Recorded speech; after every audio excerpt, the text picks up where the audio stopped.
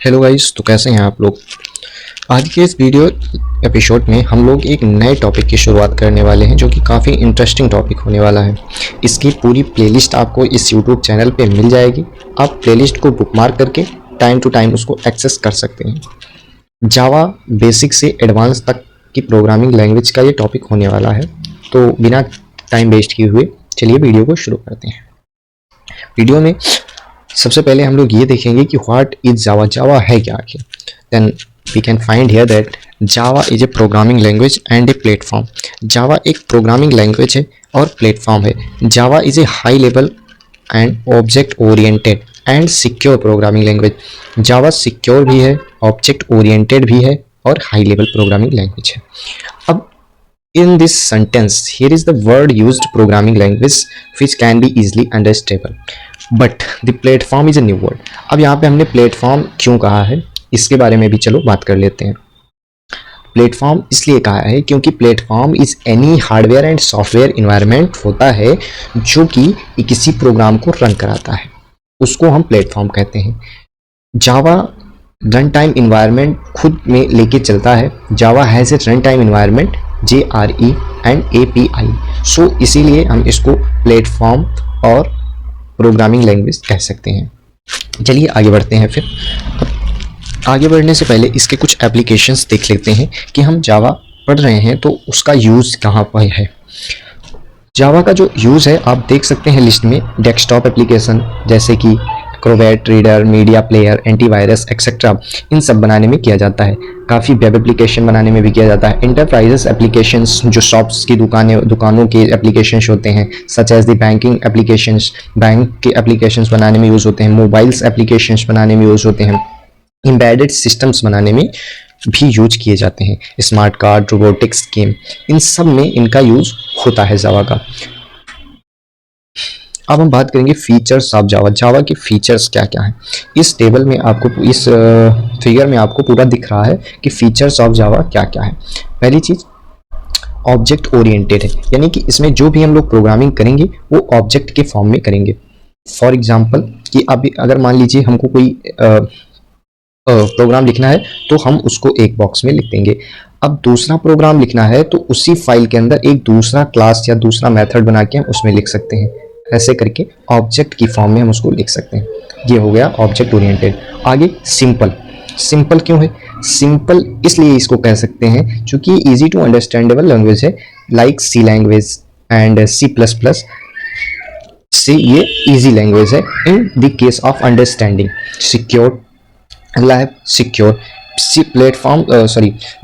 जावा secure language भी है। उसके बाद में platform independent language. Platform independent language का क्या मतलब होगा? प्लेटफॉर्म इंडिपेंडेंट लैंग्वेज का मतलब होगा कि हम प्रोग्राम को अपने किसी सिस्टम में लिखकर और उसको बाइट कोड में कन्वर्ट करने के बाद में उसको किसी थर्ड या सेकेंड कंप्यूटर सिस्टम्स में हम जाके उसको एग्जीक्यूट करा सकते हैं। रोब्यूस्ट, पोर्टेबल, आर्किटेक्ट नेचुरल, उसके बाद में interpreted, high performance, multi threaded, distributed and dynamic. These are the features of Java language. तो फीचर्स होने के बाद में अब हम फर्स्ट प्रोग्राम ऑफ जावा अपना लिखेंगे। तो प्रोग्राम लिखने के लिए हमको एक कोड एडिटर की जरूरत पड़ती है। तो कोड एडिटर में हम VS कोड का यूज करेंगे। उसके बाद में कोड लिखने से पहले हम लोग एक बार इस कोड को सही से देख लेते हैं कि इसमें है क्या। इसमें जो कोड लिखा हुआ है काफी सिंपल सा कोड है, पब्लिक क्लास मेन। इसमें पब्लिक क्लास एक अलग चीजें हैं, इन सबको आगे के लेक्चर्स में बताया जाएगा ताकि आप कंफ्यूज ना हो। यहाँ पे जो मेन दिख रहा है, मेन आपका फाइल नेम होगा, जो भी आपका फाइल नेम होगा मेन के नाम से होगा। पब्लिक, स्टैटिक, वाइड, और ये मेन इधर आके मेन फंक्शन, ये एक फंक्शन है। एग्जीक्यूट जब भी प्रोग्राम होता है, चाहे सी लैंग्वेज हो या जावा हो, तो एग्जीक्यूशन प्रोसेस हमारा मेन से ही शुरू होता है। उसके बाद में ये एक फंक्शन है system.out.println जो कि कोडिंग हेल्प डेस्क, ये पूरा का पूरा एक वर्ड है, इसको प्रिंट कराने का काम कर रहा है। अब उसके बाद में ये प्रिंट होगा कैसे? What happened at the compile time, इसको जरा देखते हैं। मान लीजिए कि हमने ये पूरा का पूरा अपना कोड लिखा और फाइल में सेव किया, फाइल का नाम रख दिया फाइल डॉट जावा। जावा यहाँ पे फाइल का एक्सटेंशन नेम है जिसमें हमारा जावा का कोड सेव है। ये जावा का कोड यहाँ सेव होने के बाद में जब कंपाइल करने हो जाते हैं हम, तो कंपाइल टाइम में, कंपाइल होने के बाद में कोड बाइट कोड में कन्वर्ट हो जाता है। बाइट कोड में कन्वर्ट होने के बाद में उस जावा फाइल का नाम फाइल डॉट जावा से फाइल डॉट क्लास में कन्वर्ट हो जाता है, यानी कि जो फाइल होगी हमारी उसका एक्सटेंशन नेम चेंज हो जाएगा डॉट क्लास में।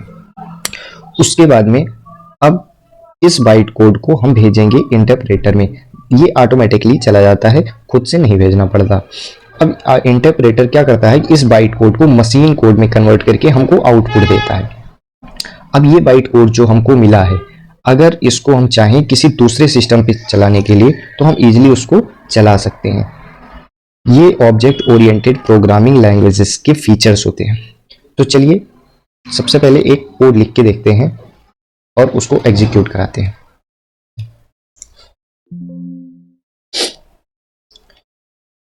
तो कोड लिखने के लिए VS कोड हम अपना ओपन करेंगे और यहां पर एक फाइल बना देंगे, न्यू फाइल, और लिखेंगे मेन डॉट जावा। जावा जावा प्रोग्रामिंग लिखने के लिए जावा एक्सटेंशन होता है। जैसे कि हम टेक्स्ट फाइल को सेव करते हैं डॉट txt नाम से, PDF फाइल को सेव करते हैं .pdf नाम से, उसी तरीके से जावा फाइल को हम डॉट जावा एक्सटेंशन नाम से सेव करते हैं। अब इसको हम कहीं पे ले जाके डेस्कटॉप पे इस फाइल को क्रिएट कर लेंगे। अब सबसे पहले लिखेंगे पब्लिक क्लास और उसके बाद में फाइल का नेम, फाइल का नाम मेन है, हमारी फाइल का नाम है मेन, पब्लिक क्लास मेन। फिर उसके बाद में public static void main.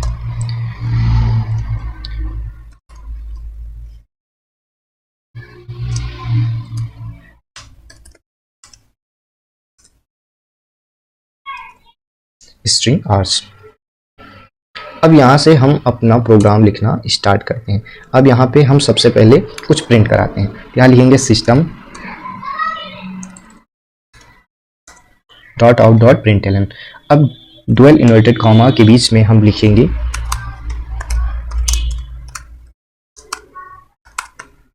Coding help desk. अब चलिए इसको प्रिंट करा के देखते हैं कि ये प्रिंट होगा कि नहीं। उसके पहले फाइल को कर लेते हैं सेव, उसके बाद रन कोड। तो ये हमारा कोडिंग हेल्प डेस्क लिख के प्रिंट हो चुका है। तो आज के वीडियो में इतना ही। अगले वीडियो में हम और चीज़ें सीखेंगे और नई नई चीज़ें